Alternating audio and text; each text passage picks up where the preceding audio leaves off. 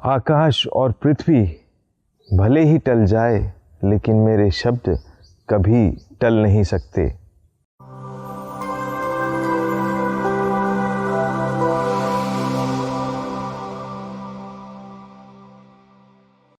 क्रिस्त में मेरे प्रिय भाइयों और बहनों, शब्दों की हमारे जीवन में काफ़ी अहमियत होती है और उन शब्दों की और ज़्यादा अहमियत होती है जब वे किसी ऐसे व्यक्ति के मुख से बोले गए जिन पर हम विश्वास करते हैं, जो हमारे जीवन से सीधा जुड़े हुए हैं। उदाहरण के लिए, अगर हम किसी डॉक्टर के पास जाते हैं, जब डॉक्टर हमारे बीमार शरीर के बारे में कुछ कहता है तो हम उन शब्दों को मानते हैं और जैसा वो कहता है वैसा करने का प्रयास करते हैं ताकि हम अच्छे हो जाएं और जल्दी स्वास्थ्य प्राप्त करें।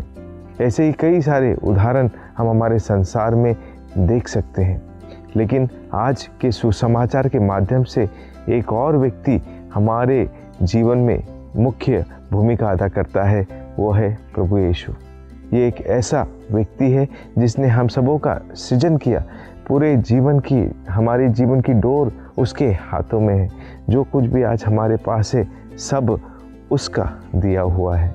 तो हमें सोचना है कि जब हम संसार में रहते समय उन लोगों के शब्दों को बड़े ही उपयोगी और अच्छे मानते हैं, जो हमारे जीवन से सीधा जुड़े हुए हैं, जो जीवन के लिए हमारी अच्छी राह बताते हैं, तो प्रभु यीशु क्रिस्त हमारे लिए कितने ज़्यादा ज़रूरी है, सबसे ज़्यादा ज़रूरी है, क्योंकि उन्होंने हमें ये सुंदर जीवन दिया है। उन्होंने हमारी मुक्ति के लिए अपने क्रूस पर प्राण त्याग दिए।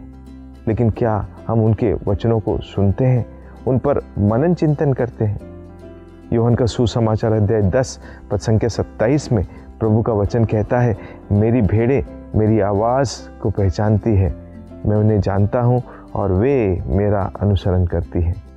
तो आज अगर हम सचमुच में विश्वासी हैं और प्रभु के मार्ग पर चलते हैं, तो प्रभु हमें आज के सुसमाचार के ज़रिए बताना चाहते हैं कि जितनी भी सारी विपत्तियाँ, जितने भी सारे दुख, जितने भी सारे लड़ाई झगड़े संसार में होते रहें, वो ऐसा नहीं कहते कि ये सारी विपत्तियाँ नहीं आएगी। विपत्तियाँ होगी, लेकिन ये सब हमें ये याद दिलाने के लिए कि ये सारी जो चीज़ें हैं इनका पूरा नियंत्रण प्रभु कर सकता है। प्रभु के हाथों में हमारा पूरा का पूरा जीवन है और जब हम प्रभु को अपना सर्वस्व दे देते हैं, प्रभु हमारी सुरक्षा करता है। लेकिन फिर भी जो हमारे लिए उसने निर्धारित किया है, जो भी चीज़ उसकी योजना के तहत हमारे जीवन में है, वो ज़रूर पूरी होगी। इसलिए वचन में शुरुआत में मैंने कहा कि आकाश और पृथ्वी भले ही टल जाए, लेकिन प्रभु के वचन कभी नहीं टल सकते। तो अगर आज प्रभु ने हमें एक अच्छा जीवन जीने के लिए बुलाया है, भलाई का जीवन जीने के लिए बुलाया है, अपनी आत्माओं के लिए फल कमाने के लिए बुलाया गया है, तो वो ज़रूर होगा। तो हमें करना ही है, इससे कोई दो राय नहीं, इसमें हमारे लिए कोई चुनाव नहीं है। यही एक सटीक और अच्छा रास्ता है जिस पर हमें चलना है। लेकिन इस रास्ते पर चलने के लिए या प्रभु के बताए हुए राह पर चलने के लिए कई सारी चीज़ें जो हमें प्रिय हैं, शायद हमें वे त्यागनी पड़े। क्या हम इसके लिए तैयार हैं? ये हमारे लिए एक सबसे बड़ी चुनौती है। मेरे प्रिय भाइयों और बहनों, आज हम सबों के लिए ये सोचने का समय है कि हमारा जो लक्ष्य है वो स्वर्ग राज्य है। स्वर्ग राज्य जाना है, तो हम उस स्वर्ग राज्य के लिए कितने तैयार हैं? मत्ती का सुसमाचार में वचन में प्रभु बार बार हमसे कहते हैं, जागते रहो और प्रार्थना करते रहो जिससे तुम परीक्षा में ना पड़ो। प्रभु हमारे लिए वो सारे कार्य कर रहा है जो हमें स्वर्ग राज्य जाने में मदद करे। लेकिन हम क्यों प्रभु के शब्दों को अनदेखा करते हैं, उसकी बातों को नहीं सुनते? क्योंकि जब वो हमें कुछ बताता है हमारी अच्छाई के लिए, भलाई के लिए, हमारे स्वास्थ्य के लिए, हमारे अनंत जीवन के लिए बताता है, तो क्या हमारा कर्तव्य नहीं कि हमारे प्रिय प्रभु की वाणी को हम प्यार से सुने और उसका कृतज्ञतापूर्वक अपने जीवन में पालन करें? क्योंकि यही हमें मुक्ति तक ले जाएगी। आज हमारे लिए सौभाग्य का समय है कि आज से हम दिसंबर महीने के पहले दिन में प्रवेश किए हैं और आज महीने का पहला शुक्रवार है।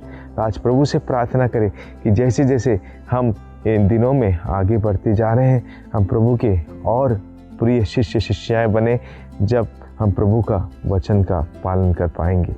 इसलिए आइए प्रभु के वचनों को हम केवल शब्द ना समझे, ऐसे शब्द समझे जो हमें जीवन देते हैं, और वही इन शब्दों का असली मतलब है। प्रभु का शब्द हमें जीवन देता है क्योंकि वह जीवित और सशक्त है और किसी भी दुधारी तलवार से तेज है। आइए हम ईश्वर से कृपा मांगे ताकि वह हमें बल और आशीष प्रदान करके अपने राज्य में सम्मिलित होने के योग्य बनाए। आमीन।